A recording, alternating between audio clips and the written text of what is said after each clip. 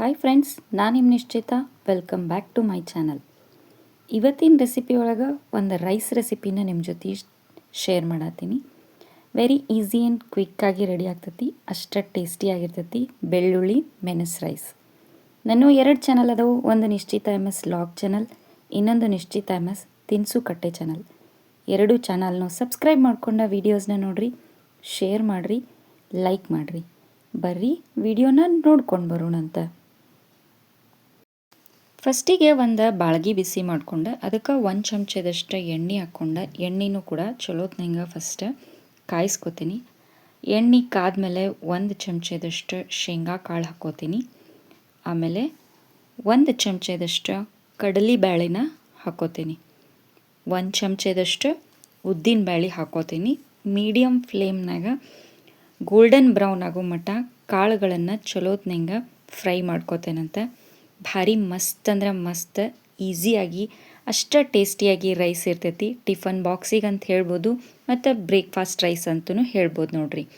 Left over ರೈಸಿಂದನೂ ಮಾಡ್ಬೋದು ನೋಡ್ರಿ. But ನಾನು ಮುಂಚೆನೇ 1 ಬೌಲ್ನಷ್ಟು ರೈಸ್ ಮಾಡಿ ರೆಡಿ ಇಟ್ಕೊಂಡೀನಿ. ಸೊ ಕಾಳೆಲ್ಲ ಫ್ರೈ ಆದಮೇಲೆ ನೆಕ್ಸ್ಟ್ ನಾನು ಇದಕ್ಕೆ 1 ಚಮಚದಷ್ಟು ಕಾಳು ಮೆಣಸನ್ನು ಹಾಕೋತೀನಿ. ಸ್ವಲ್ಪ ರೈಸ್ ಕ್ವಾಂಟಿಟಿ ನೋಡಿ, ನೀವು ಟೇಸ್ಟ್ ನೋಡಿ ಮೆಣಸು ಕಾಳನ್ನು ಹಾಕೋರಿ. ನಾ ಇಲ್ಲೇ ಒಬ್ಬರಿಗೆ ಆಗುವಷ್ಟು ರೈಸ್ ಮಾಡತ್ತೀನಿ, ಸೊ ಹಂಗಾಗಿ 1 ಸ್ಪೂನಷ್ಟು ಕಾಳು ಮೆಣಸು ಹಾಕ್ಕೊಂಡೀನಿ. ನೆಕ್ಸ್ಟ್ ನಾ ಇಲ್ಲೇ ಒಂದು 10-12 ಹೋಳನಷ್ಟು ಬೆಳ್ಳುಳ್ಳಿ ಸಿಪ್ಪಿ ತೆಗೆದು ಹಾಕ್ಕೊಂಡೀನಿ. ಮತ್ತು ಒಂದು 4 ಒಣ ಮೆಣಸಿನ್ಕಾಯಿ, 2 ಕಡ್ಡಿಯಷ್ಟು ಕರಿಬೇವನ್ನು ಹಾಕ್ಕೊಂಡು ಈಗ ಮೀಡಿಯಮ್ ಫ್ಲೇಮ್ನಾಗ ಮತ್ತು ಇದನ್ನೆಲ್ಲ ಚಲೋತ್ನಂಗೆ ನಾನು ಫ್ರೈ ಮಾಡ್ಕೊತೀನಿ.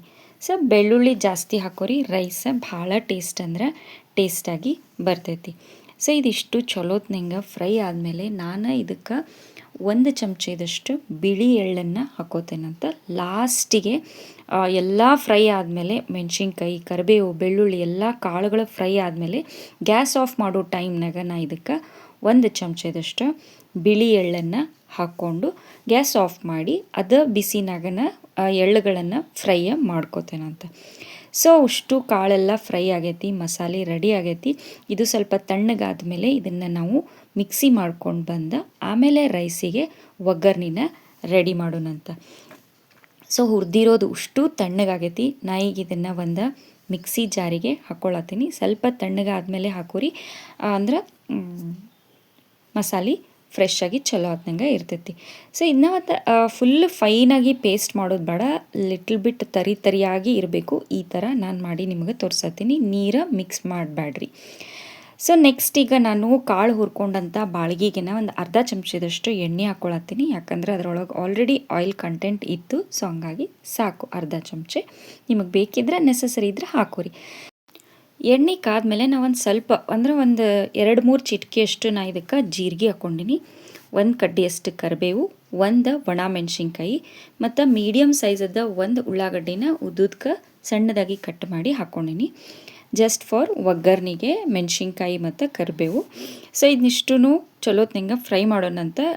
ಉಳ್ಳಾಗಡ್ಡಿ ಓವರ್ ಫ್ರೈ ಆಗೋದು ಬೇಡ, ಜಸ್ಟ್ ಹಸಿ ಸ್ಮೆಲ್ ಹೋದ್ರೆ ಸಾಕು. ನಿಮಗೆ ಬೇಕಿದ್ರೆ ಉಳ್ಳಾಗಡ್ಡಿನ ಜಾಸ್ತಿ ಹಾಕೋರಿ, ಬಟ್ ಇಷ್ಟ ಹಾಕೋರಿ. ಸ್ವಲ್ಪ ಫ್ಲೇವರಿಗಂತ ಉಳ್ಳಾಗಡ್ಡಿ ಹಾಕೋರಿ, ಭಾರಿ ಟೇಸ್ಟ್ ಅಂದರೆ ಟೇಸ್ಟ್ ಬರ್ತೈತಿ.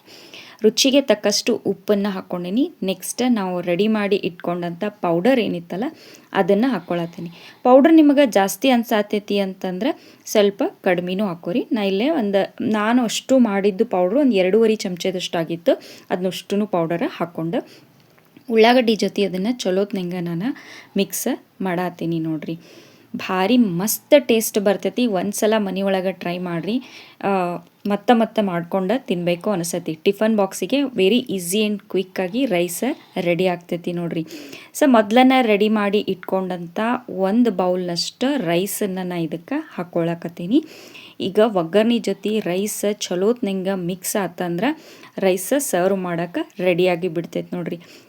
ಸೊ ರೈಸ್ ಚಲೋತ್ನಂಗೆ ಮಿಕ್ಸ್ ಆಗೈತಿ. ಫೈನಲಾಗಿ ಮ್ಯಾಲೆ ಒಂದು ಸ್ವಲ್ಪ ನಾನು ಕೊತ್ತಂಬರಿನ ಉದುರಿಸ್ಕೊಂಡು ಒಂದು ಸಲ ಚಲೋತ್ನಂಗೆ ಮಿಕ್ಸ್ ಮಾಡಿಕೊಂಡೆ ಅಂದ್ರೆ ನಾನು ಮಾಡಿದಂಥ ಬೆಳ್ಳುಳ್ಳಿ ಮೆಣಸು ರೈಸ್ ರೆಡಿಯಾಗಿಬಿಡ್ತು ನೋಡ್ರಿ.